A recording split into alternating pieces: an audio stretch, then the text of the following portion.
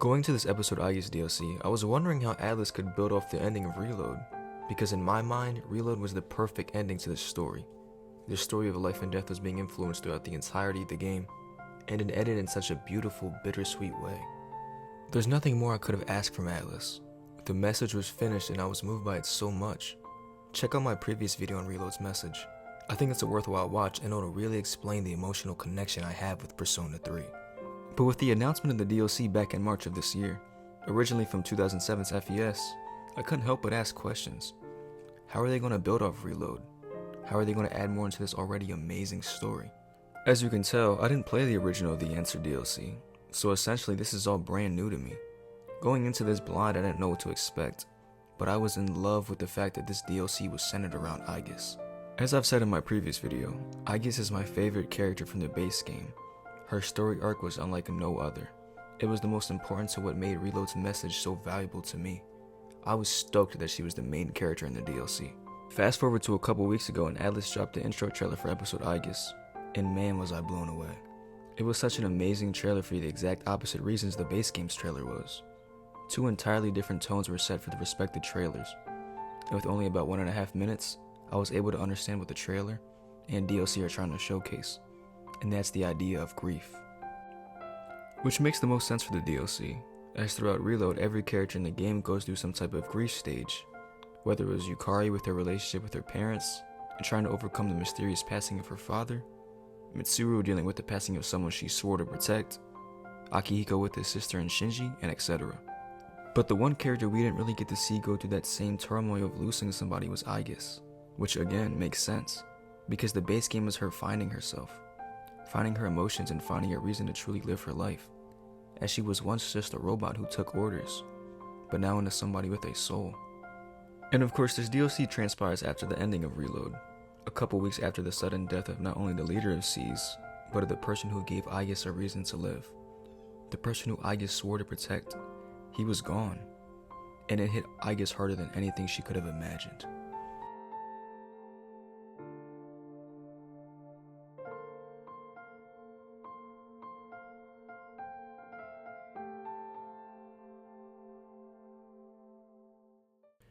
It's March 31st, about a month after the passing of the group's leader, and turmoil was in the air. You could feel it. The group was basically split apart at this point, not only because of the passing of their friend, but also because of their lives outside of the dorm. Mitsuru and Aki both graduating, Yukari in cram school, and Aigis soon to return to the lab, being her decision. The tight-knit bond that the group had once had, not even a month ago, seemed gone. And this opening section is already a great embodiment of one of the stages of grief. Everybody is grieving in their own ways. The cold shoulder they're giving to each other. The awkward phone conversations with Fuka and Yukari. You can feel something is off. You can tell the group isn't the same, and I think they're using their outside activities as a way to kind of avoid each other. And with Aigis, it's very clear that her type of grieving is just a pure depression. She says it herself. She couldn't shake the constant dreams of her leader not being here with her anymore. She lost herself. The opening song to the trailer is also a great piece of work in telling this as well. Another reason why the intro was so good. Throughout all the lyrics, you can really feel the emotion and depression that these characters are going through, trying to get over the fact that their leader is gone. Moving along to the night of the 31st, the remaining members who aren't busy with outside things stay inside and have a final dinner with each other, trying to spend as much time together before the eventual moving on of everybody. As they talk through the night, it ends up being midnight, and a sudden shift happens, almost like a break in time. Everyone notices it, but then proceed to head back to their rooms for the night. Aigis now in her room, she's talking to herself about the day that she lost him, how he passed away in his sleep a day after graduation. It put Aigis into a deep depression. She then had the same recurring dream over and over and over, her chasing after him, but never being able to reach him. Not being able to fulfill the promise she gave to him, to protect him. But then she stopped having those dreams. All of a sudden she wasn't depressed anymore. It's like a part of her was just gone. Her thoughts come to an abrupt end as she hears a bang at her door, as Fuka comes to get her. They rush downstairs to see the other members of S.E.E.S all messed up by a mysterious figure. She immediately recognizes who Aigis is and introduces herself as Metis. With Metis immediately introducing herself to Aigis, it was very clear who she was here for, and it was Aigis. She says her intentions are to protect her, but Aigis seeing her comrades on the floor, she doesn't buy it for a second. With Metis not having anything else to do, she attacks Aigis. Aigis not being able to get up, her consciousness starts to fade. Seeing nothing but white, she then sees her fallen leader. Not wanting to lose anybody again, she awakens to a new power, the power of her leader's persona, Orpheus. Such a big reveal. Everybody was in shock, knowing whose persona that originally belonged to.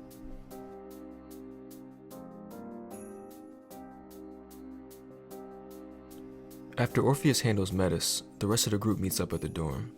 Metis now explaining what's going on, and now with the sudden emergence of Aigis' new powers, the group decides to team up one last time to really figure out what's happening.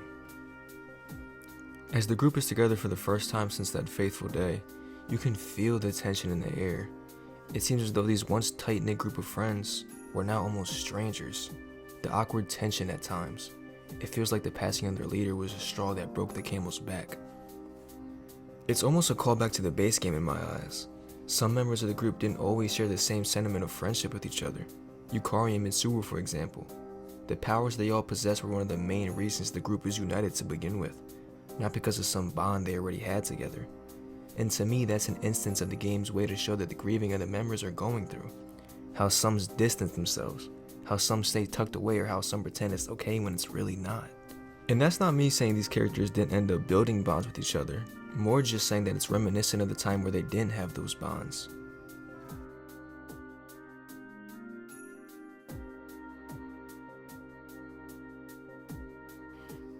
Now, while exploring through the abyss of time, the group runs into a humanoid shadow multiple times while exploring the abyss. Fuka getting very similar readings to a human, each time the shadow running away. And for the time being, the group's mission was to figure out what it is and how it's connected to this stoppage of time. At the end of each section of the abyss, a door awaits at the end, and each time it's open it shows a memory from one of the members of S.E.E.S, specifically memories of moments where they may have faced some sort of difficulty, a hardship that not only do they hide from the world to see, but also a memory that is one of the key moments to awakening their own persona.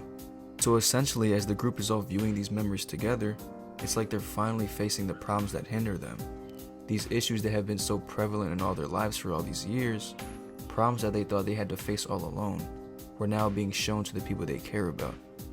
You can finally feel the group getting closer again, having conversations with each other that not even a few weeks ago felt like an impossible task to accomplish. The group slowly coming out of their shells to the people who were there for them all along. As the group then goes on to the furthest point of the abyss, Aigis finally has her memory shown. She's in a dark lit area, on the floor with emotions that are too much for her to bear, and as she turns around she sees him. She keeps trying to catch him but she never gets close. Aigis then contemplating what she has to live for, as the person she swore to protect with her life was gone. Now just imagine that for a second. Something you swore to protect, something you wanted to dedicate your life to, was gone just like that. It's unbearable. It makes sense why Aigis would hide away in her room in a deep depression. With that final memory being shown, it's very clear what that black figure really was. It was him. An amalgamation of everyone's desires to see him again taking form. Just like in Aigis' dream, they were all chasing him with no way of catching him. As they talk amongst themselves about the memories of Aigis that were just shown, the shadow finally appears, and it looks just like him. They engage in battle, and after defeat, the shadow slowly fades away, disappearing into a blue dust with the same blue butterfly that has been there since the beginning. It's almost like the acceptance of his loss. He didn't get defeated like a regular shadow. There was a weight lifted, it seemed like. At least that's how I saw it.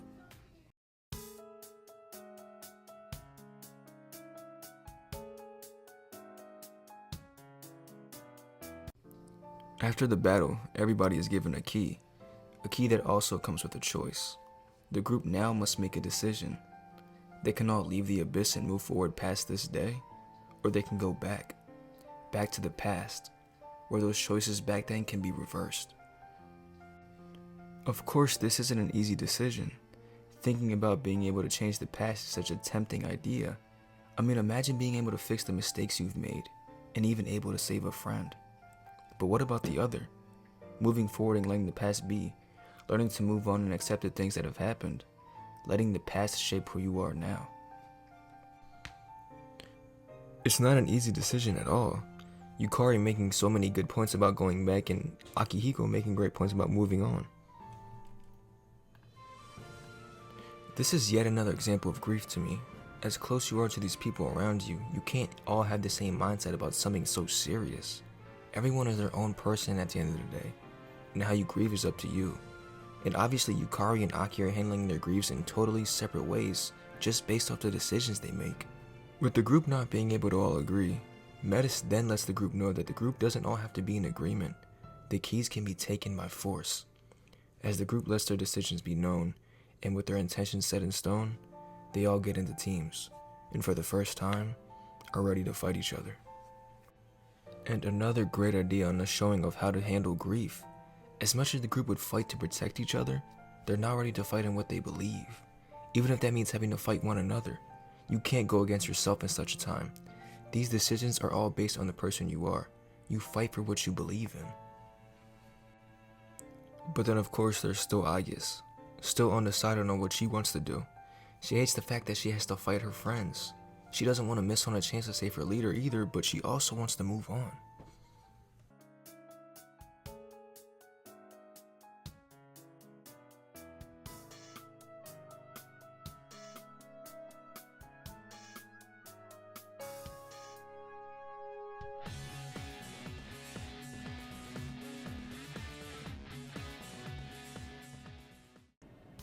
As the fights start, first it's Aki and Ken, who fight to keep moving forward, which aligns with their own stories, and it's nice to see the character growth with these two now.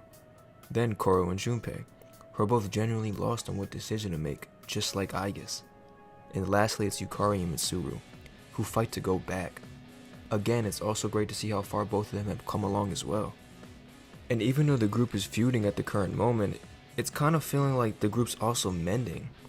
Look at Yukari and Mitsuru. Once upon a time, they weren't very fond of each other. They had these totally different ideas and relationship problems with each other, but now they're fighting alongside each other. Same with Aki and Ken.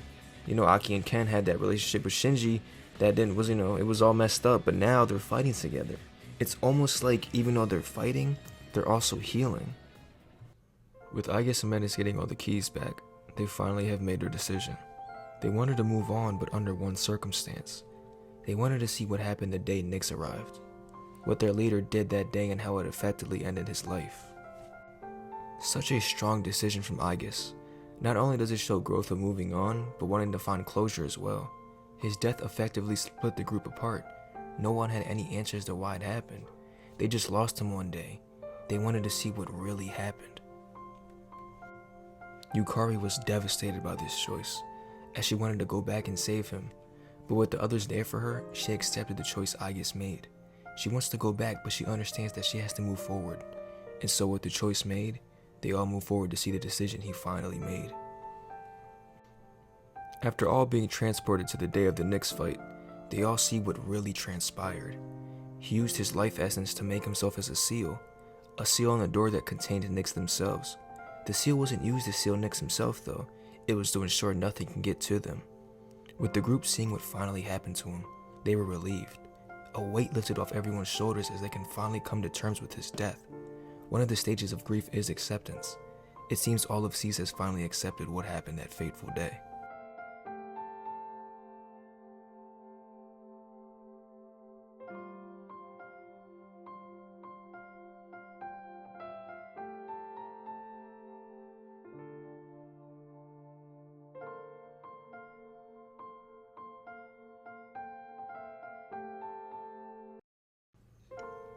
The group is then sent to the Velvet Room, with Metis now standing next to Igor, and Metis now explaining who she really was. The dark part of Aigis that Aigis could not accept. The emotions Aigis didn't want to be a part of her anymore. Those feelings became Metis. As Aigis finally accepts herself, Metis then fades back into Aigis, becoming one again. This is Aigis' acceptance. Her going through all the possible stages of grief after the death of her leader, and now circling back to the last stage of acceptance. She doesn't want to go back to the past. She wants to move forward. and that's what he would have wanted too. The day is now 4-1. The abyss of time is no more, and the group is ready to pack up and move on. But Aigis has one last request to Mitsuru. She wants to keep attending school. She doesn't want to go back to the lab. She wants to live her life just like he would have wanted. Mitsuru accepts. As the group all leave the dorm one last time, Yukari offers Aigis to stay with her, attend school together, and live their lives as friends once more. You can see the light shine in Aigis' eyes. She gladly accepts, and everyone finally moves on. Yeah, let's do it!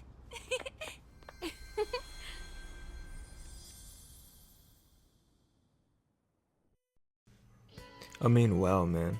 I didn't know what I was going to get with this DLC and its story. I wasn't sure how Atlus was going to build off the base game, but I'm so happy this DLC exists. How S.E.E.S deal with grief is such an important co-message to the base games. They go hand in hand, and seeing all the members finally finding that resolve to move on, it's a perfect ending to an amazing story. But I hope you enjoyed this video. Thank you if you made it all the way through. I really enjoyed going through the story of Persona 3. Definitely one of my favorite fictional experiences ever. I plan on making more mini documentary videos like this about other games.